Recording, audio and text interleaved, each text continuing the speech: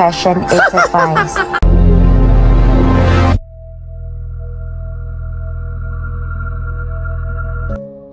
Disclaimer. This video is for educational and entertainment purposes only.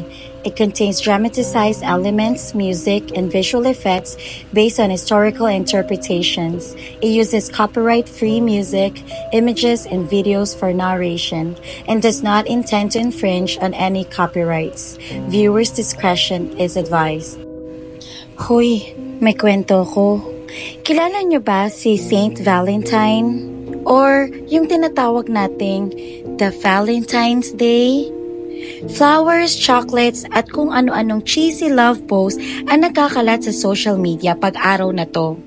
Pero wait, alam mo ba kung bakit tayo may Valentine's Day in the first place? Bakit may Valentine sa pangalan niya? Spoiler alert, hindi to nagsimula sa isang cute na love story. Sa totoo lang, mas tragic pa to sa di ka maligawang crush mo kahit ilang beses mo pang isend ang mga memes mo. In this episode, pag-uusapan natin ang tunay na kwento ni Saint Valentine, ang isang taong literal na namatay para sa love and faith. Ano nga bang tunay na message ng Valentine's Day? Totoo bang tungkol lang to sa flowers, chocolates at pag-post ng sweet pics? O may mas malalim pa tayong dapat malaman? Let's uncover the truth, and you're watching The Danny Stories.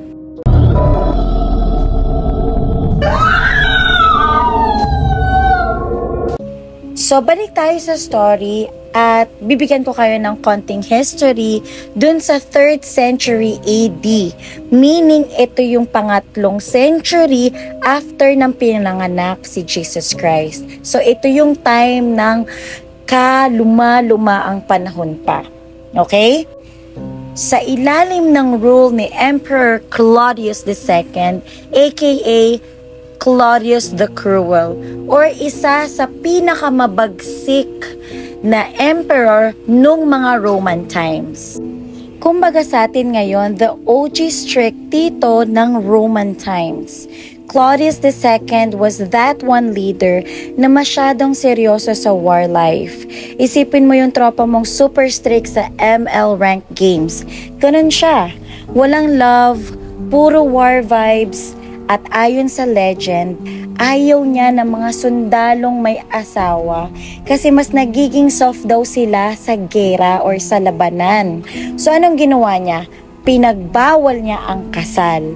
Ito ang literal na anti-relationship. The ultimate villain sa love story nitong ating bida na si Saint Valentine. May 3 Valentine na nasa historical records ng Catholic Church. First, si Saint Valentine of Rome or tinatawag nating Valentine's Day. Siya din yung Father Valentine, ang pinaka-famous sa kanilang 3. Isa siyang pari sa Rome noong panahon ni Emperor Claudius II na patago niyang pinapakasal ang mga sundalo or mga couples kahit bawal.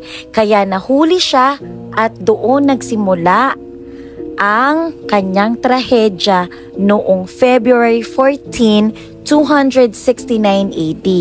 Siya ang dahilan kung bakit may Valentine's Day tayo ngayon. At mamaya natin pag-uusapan ang storya ni Saint Valentine of Rome. So next naman, si Saint Valentine of Terni.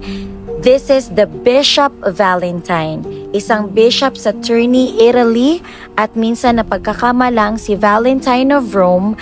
At ayon sa ibang kwento, siya rin ay nagpapakasal ng mga couples at nagpapagaling ng may sakit gamit ang pananampalataya. Pinapatay rin siya ng Romans dahil sa kanyang Christian beliefs. At ang 3rd Valentine in Africa, sabi nila, the Mystery Valentine. Konti lang ang information tungkol sa kanya. Alam lang ng historians na isa siyang martyr na namatay sa Africa. Unlike the first 2, hindi siya directly connected sa love stories. So, despite dito, sa nakakatakot na Emperor Claudius II or aka Claudius the Cruel na parang Hitler no mga time na yon. Pinaglaban pa rin ni Saint Valentine yung paniniwala niya na sacred ang kasal. So, paano nagawa ni Saint Valentine despite sa takot dito sa isang malupit na Emperor Claudius II na mala Hitler no mga time nila or more than Hitler siguro. So, ginamit ni Saint Valentine ang church bilang cover. Ginawa niyang low-key ang kasalan sa pamamagitan ng prayer meetings, confessions, at blessings bilang excuse para mag-gather ng mga gustong ikasal. Wedding coordinator mode on din siya.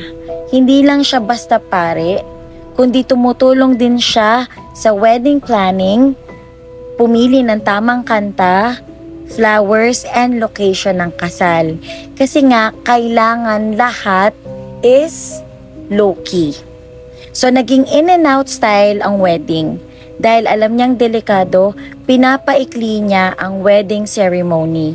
Walang engranding celebration, sapat na ang panalangin, wedding vows at basbas para mag-isang dibdib ang gustong ikasal. At pagkatapos ng kasal, dapat agad silang umalis para maiwasan ng huli. Underground and secret locations nga.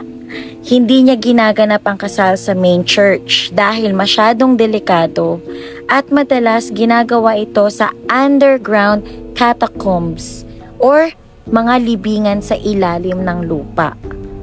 Sa lihim ng kapilya na malayo sa mata ng mga Roman soldiers. Gumagamit lang sila ng kandila at bumubulong para hindi sila magingay at mahuli. At kailangan, trusted inner circle lang ang nakakaalam.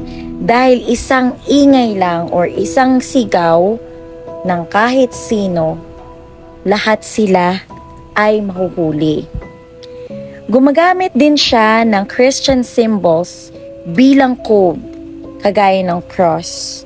Sa panahon ni Claudius II, bawal pa ang Christianity, kaya ginagamit nila ang Christian symbols bilang secret code ng mga gustong magpakasal.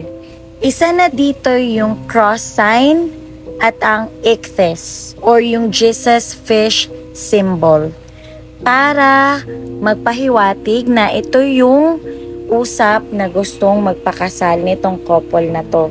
Yun ang secret code nila.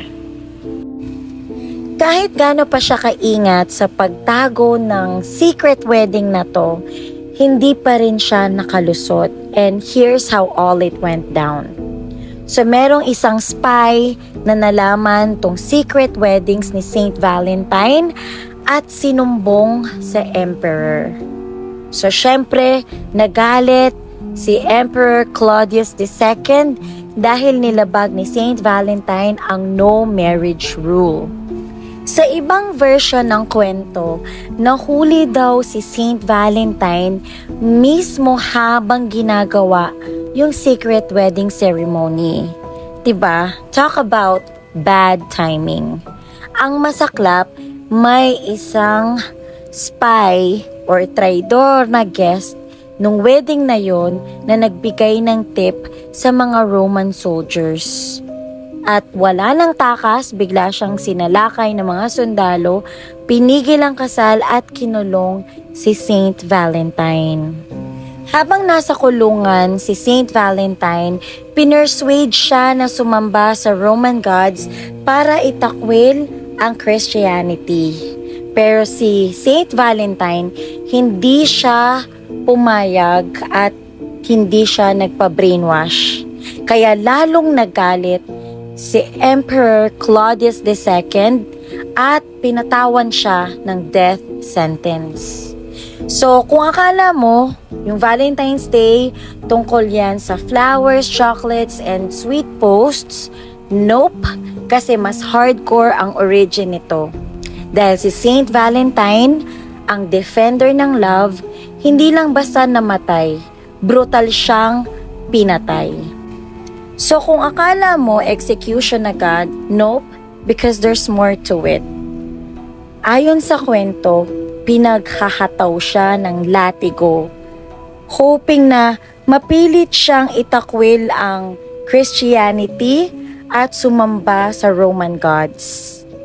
Pero si Saint Valentine, very solid at hindi siya sumuko. At dahil hindi siya bumigay, nag-decide si Emperor Claudius II na tapusin na siya for good. At noong February 14, 269 AD, dinala siya sa labas ng city at pinugutan na ng ulo. So, backstory tayo sa traditional Valentine's cards na akala natin galing to sa isang nagligawan na nagbigay ng flowers, chocolates, and cards. Hindi dahil doon. Galing talaga to sa isang death note na galing kay Saint Valentine. So bago siya pugutan ng ulo noong February 14, 269 AD, si Saint Valentine ay sumulat sa isang anak ng jailer. Yung anak ng jailer na yon, ibig sabihin, siya yung mga namumuno sa mga nakulong. So, merong anak yon na si Julia na sabi-sabi nila na pinagaling ni Saint Valentine sa pagkabulag at na-inlove siya dito.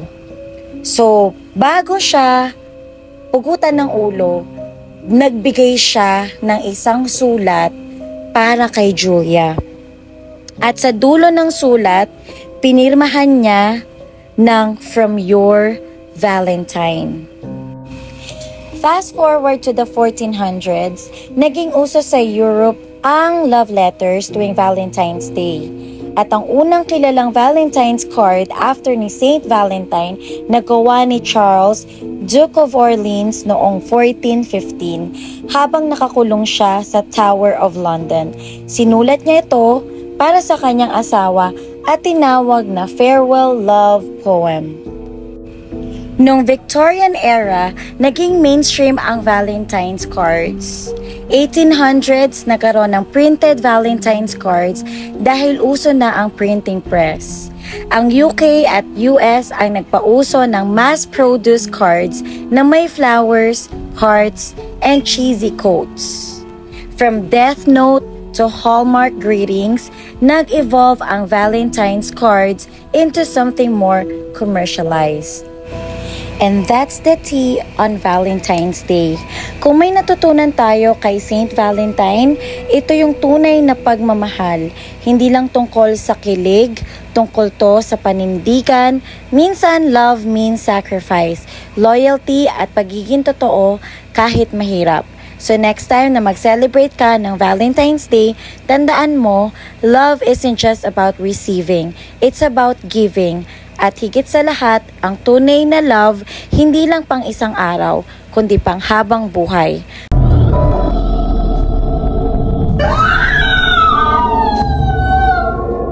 Kung nagustuhan mo ang kwento na to, don't forget to like, share, and subscribe para sa mas marami pang mind-blowing at historical na kwento.